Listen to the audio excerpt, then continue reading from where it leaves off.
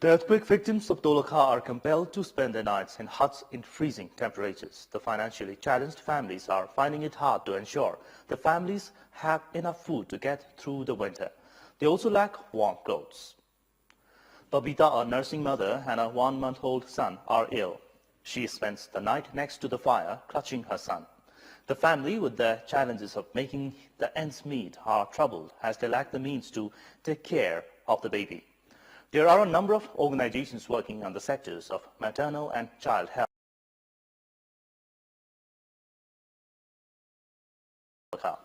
but they seem to have had hard time, little impact on the lives of the people. The marginalized families in the region say they haven't really received any help. Most of the people in the region aren't even aware that they can seek government assistance for rebuilding. Many have started falling sick due to increasing cold. Earthquake victims from 24 VDCs in Upper Dolakha have started their movement downhill after the cold threatened the lives of the children and the nurturing mothers. The earthquake victims of Gorkha are in severe suffering after the snowfall began on Saturday. The government and donors ferried off warm clothes just as the weather worsened, but the people are sheltered under temporary seats, and they are demanding support for rebuilding rather than sporadic support. There are around 500 families in Tulsi Pakha currently living in temporary shelters. Most of the tarpaulin shelters were buried when it snowed last week. It led the already displaced people to become homeless, sending them huddling into the tents that were still standing. The snow blankets the entire region, causing a number of health problems. The residents say their tents don't keep the cold out and corrugated tin sheets might protect them better. The area also lacks drinking water. Nepal Army, with the support of Home Ministry, flew in 520 blankets.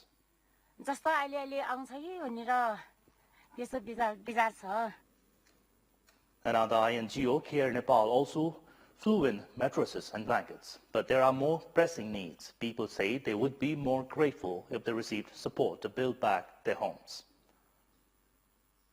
The three major parties have decided to sort out the issues pertaining to Madhes before next parliament meeting slated for 19th of January. Senior leaders of Nepali Congress, UML and Unified Maoist reached the decision at a meeting held at Baluata this afternoon.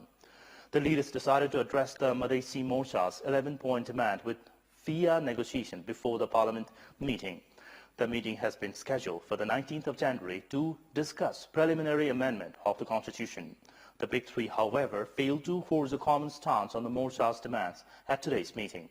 Earlier, the parties had planned to hold negotiations with the protesting faction today itself, aimed at crafting a way out through constitutional amendment. The meeting but failed to take place due to the parties' indecision.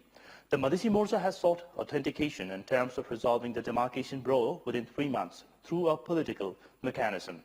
The major three parties, however, are yet to force a common ground in this regard. And in this context, we had asked the residents of Chapa, Sarlai and Surkhet, why have the leaders been unable to reach a consensus despite recent rounds of positive talks? Before we go for a short break, let's take a look at what they had to say. जनताको आवाज brought to you आराम छोडिरहेको छैन सरकारले पनि आफ्नो आराम छोडिरहेको छैन एउटा नौटंकी देखाइरहेको छ दुईटैले एक कदम अगाडि पछाडी गरेको भए त सहमति भइहाल्छ भारत जबसम्म सकारात्मक हुँदैन तबसम्म यो सहमतिमा जानेवाला छैन मिलाउन चाहनु सरकारले मिलाउन सक्छ सरकार यो वार्ता सकारात्मक गर्न नचाहेको हुनाले यो भइरहेको छ केही तल माथि गरेर दुईटै सम्झौतामा आएपछि वार्ता मिल्छ आफै नै कसरी शक्तिमा रहिराख्ने भन्ने होडबाजीले गर्दा सहमति नभएको यो चाहिँ मिडियाहरुलाई प्रत्यक्ष उहाँहरुले कसरी चाहिँ मिटिङ गर्नु भएको छ त्यो प्रत्यक्ष जनताले सुन्ने गरी चाहिँ देखाउन सक्नुपर्छ नभए भित्र एउटा कुरा हुन्छ बाहिर आएर चाहिँ मिडियामा सकारात्मक सबै सकारात्मक भन्ने जो प्रमुख दलहरु छन् तिनीहरुले पनि मधेसको समस्या समाधान गर्न नखोज्न चाहेको र त्यसलाई टालटुल गरेर धकेल्न खोजेको आफ्नो अनुकूल मात्रै नखोजेर समग्र राष्ट्रको लागि यदि सोच्ने हो भने सहमति हुन्छ जस्तो लाग्छ नत्र अन्यथा आफ्नो लागि आफ्नै अडानमा अडिराख्ने हो भने यो सहमति हुने जस्तो म देख्दैन भित्र टेबलमा एउटा कुरा र बाहिर मिडियामा आएर एउटा कुरा गर्ने मतिले गर्दा नै सहमति वास्तविक सहमति नभएको जस्तो लाग्छ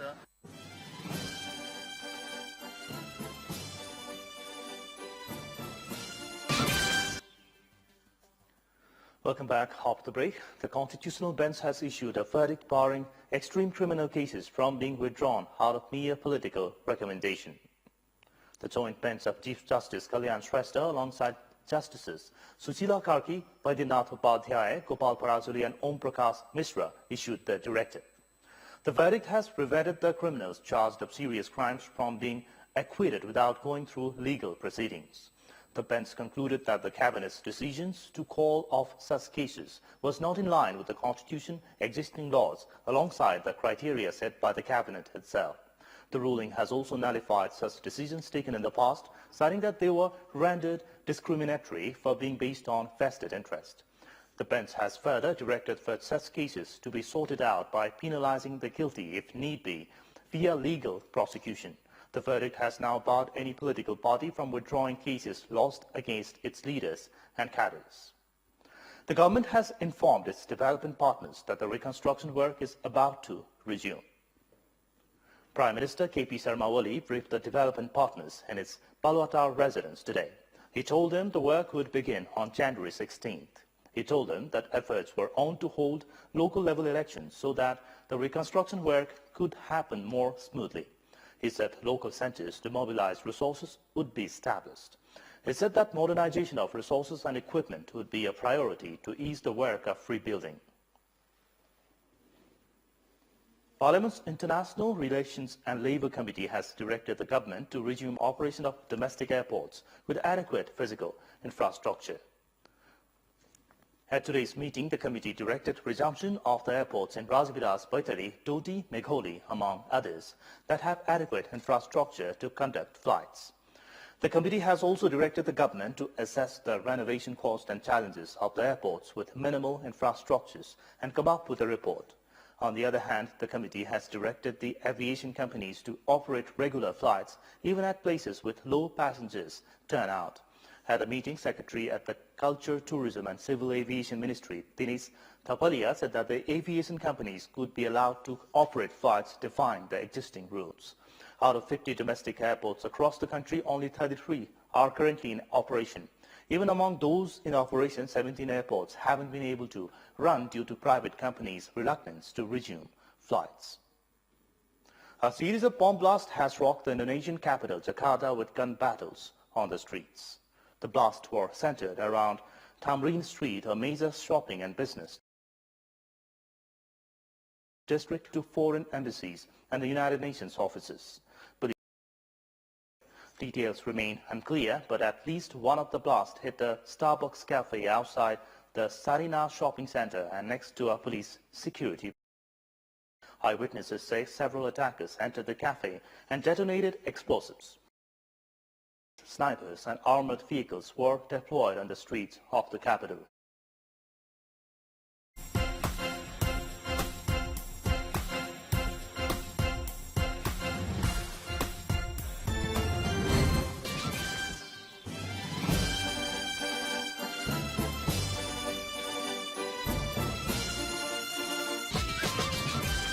Brought to you by Employment Ministry has moved forward the bilateral labour agreement with 6 countries.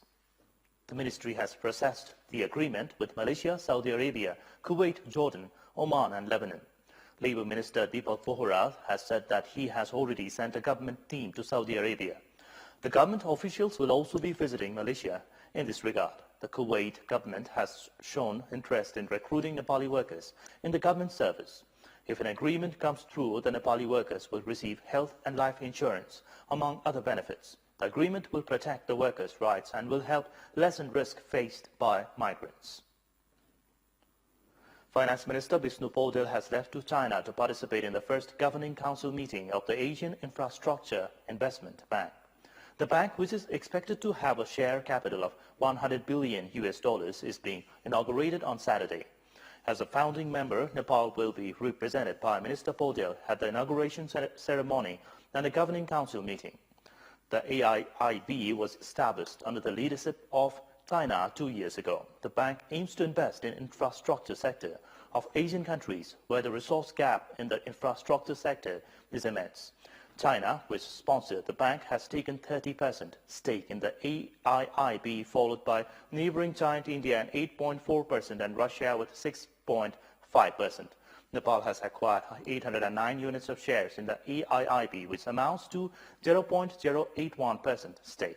The value of each of these shares is worth $100,000. Of this, $20 billion has been identified as paid-in shares, which will have to be paid in installments of 5 to 10 years. The remaining $80 billion classified as callable shares will have to be paid in during extraordinary circumstances whenever AIIB makes a call.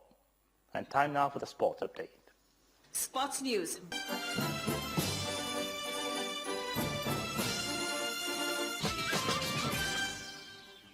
Police has prohibited the operation of all futsal businesses in Kathmandu, claiming that they had a negative influence on the youth. The police, under the direction of the local district administration officer, took such a step after it received complaints about futsal businesses being operated without registration and futsal arenas being used for drugs, betting and other illegal activities. Meanwhile, futsal businesses have claimed that they have been running the businesses as per the law. Kathmandu's Chief District Officer Ram Krishna Suvedi says that futsal has become a distraction for youth, often leading them to miss their classes and engage in indecent and recreational activities. There are currently 60 futsal courts in operation inside Kathmandu Valley. The sport has become extremely popular among the football-loving youth, given the lack of playing space in Kathmandu. And it's now time for our segment, Public Pulse, where you SMS us with your opinion.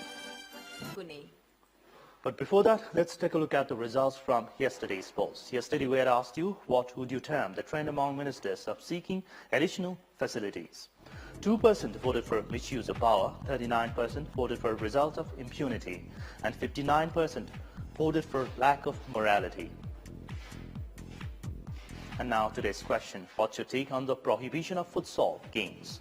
And options are A, good job, B, wrong move, C, commission game. The voting is on. Type NEWS, select your option A, B, or C and send it to 8080 and to share your opinion with us. And before we wrap up, a reminder of the top stories. Earthquake victims of Doloka spent nights in temporary huts in freezing temperatures. Bar Park residents suffer as snow destroys their tarpaulin tents.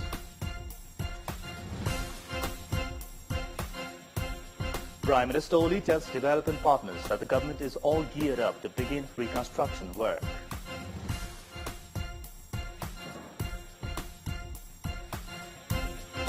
A series of bomb blasts rocks Indonesian capital, at least 7 killed. IS claims responsibility.